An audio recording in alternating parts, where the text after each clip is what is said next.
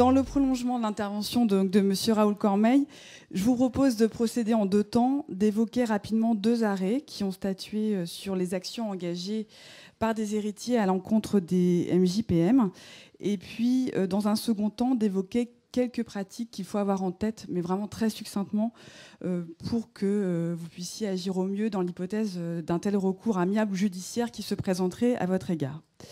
Donc, je citerai deux arrêts. Un premier arrêt de la Cour d'appel de Versailles du 9 janvier 2014, qui, cet arrêt, n'a pas retenu la responsabilité civile du MJPM. Dans l'espèce qui lui était soumise, effectivement, les héritiers reprochaient au tuteur du majeur d'avoir vendu un bien immobilier, donc du vivant de celui-ci, et ils ont estimé que le prix de vente avait été sous-évalué. Donc, comme l'a rappelé tout à l'heure M. Raoul Cormeille, la responsabilité du MJPM est une responsabilité pour faute.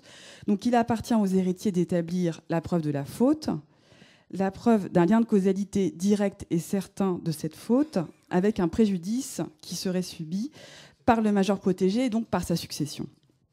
Alors, en l'espèce, la Cour avait considéré donc, que le mandataire n'avait pas commis de faute puisqu'il avait agi sur l'autorisation du juge des tutelles et que cette autorisation avait été obtenue en conformité avec l'article 505 du Code civil.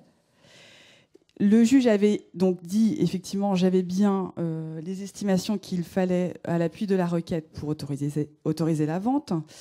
Le juge a considéré également que la vente du bien présentait pour le majeur un caractère indispensable afin de lui faire face à sa situation financière. Donc le juge a vérifié s'il existait ou non un préjudice pour le majeur d'avoir effectué cette vente. Non, puisque cette vente était nécessaire pour le maintien de son patrimoine.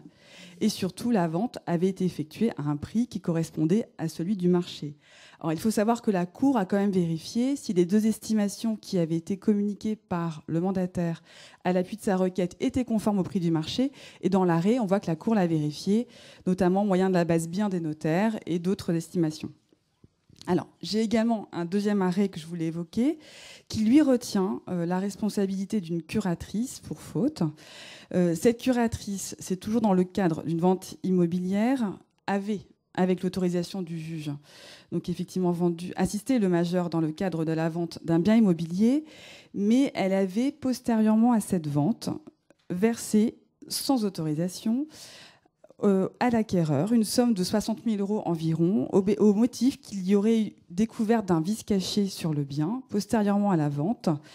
Ce vice caché consistant à la nécessité de mettre le local aux normes électriques. Alors, la Cour ici a retenu la responsabilité de la curatrice, puisqu'elle avait agi sans autorisation quand elle a procédé au paiement postérieur à la vente, et surtout, elle avait agi au détriment des intérêts du majeur, puisqu'on avait appauvri son patrimoine en consentant au versement de cette somme qui n'était pas due, puisqu'en réalité, en plus, l'acte de vente prévoyait que cette mise aux normes avait été convenue entre les parties et qu'elle incombait au vendeur.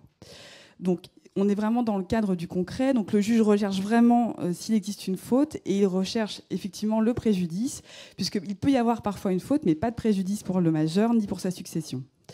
Donc, ce qu'il faut savoir dans ces cas-là, c'est que, effectivement, préalablement et au moment de l'exécution de la mission, il faut toujours se préconstituer une preuve. Alors, je sais que c'est facile à dire, mais la preuve étant littérale en droit civil, il faut toujours tracer ses interventions, tracer les autorisations, tracer l'ensemble des diligences que vous accomplissez quand vous exécutez votre mission.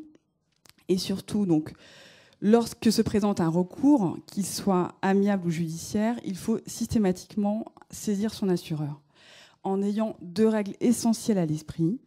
La première, c'est celle de la prescription applicable, parce qu'il y a la prescription applicable à l'action des héritiers, donc qui est quinquennale, mais vous avez après, vous, pour mettre en œuvre la police d'assurance, une prescription biennale. Alors attention, elle est très courte.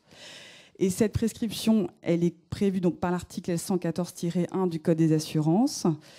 Elle est à double détente, donc c'est 2 ans à compter de la mise en place en fait, de la réclamation, donc le recours ou la réclamation amiable que vous recevez des héritiers. Alors parfois la réclamation elle est au départ un peu calme et puis ça ça empire, mais si vous les échanges se font, vous ne prévenez pas votre assureur, et puis 2 ans plus tard, vous dites en fait j'ai un problème, vous voyez que les choses s'aggravent, et trop tard. C'est-à-dire que l'assureur va vous demander donnez-moi tous les échanges que vous avez eus avec les héritiers, et puis on se rend compte qu'on l'a actionné le contrat d'assurance trop tard, 2 ans trop tard. Et par contre, le Code des assurances protège quand même l'assuré, puisqu'effectivement ce délai de 2 ans court à nouveau dans l'hypothèse d'un recours judiciaire. Donc vous pouvez très bien avoir une réclamation amiable qui dure un certain temps, plus de 2 ans, avec une prescription biennale.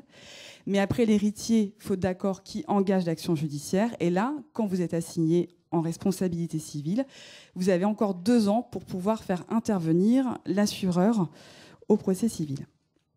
Deuxième chose, vis-à-vis de votre assureur, quand vous recevez la réclamation amiable, ou qu'elle soit judiciaire, l'intégralité des polices, mais ça vous me le confirmerez après, généralement stipule que l'assureur a la direction du procès, donc il ne faut jamais prendre position sur la réclamation qui vous est présentée, qu'elle soit amiable ou judiciaire, puisqu'à partir du moment où l'assureur est susceptible de couvrir votre responsabilité, c'est lui qui va prendre les choses en main et qui va répondre au recours qui va être exercé et qui va même, dans certaines hypothèses, mandater un conseil qui sera le vôtre et celui de l'assureur et qui pilotera la défense, qu'elle soit amiable ou judiciaire.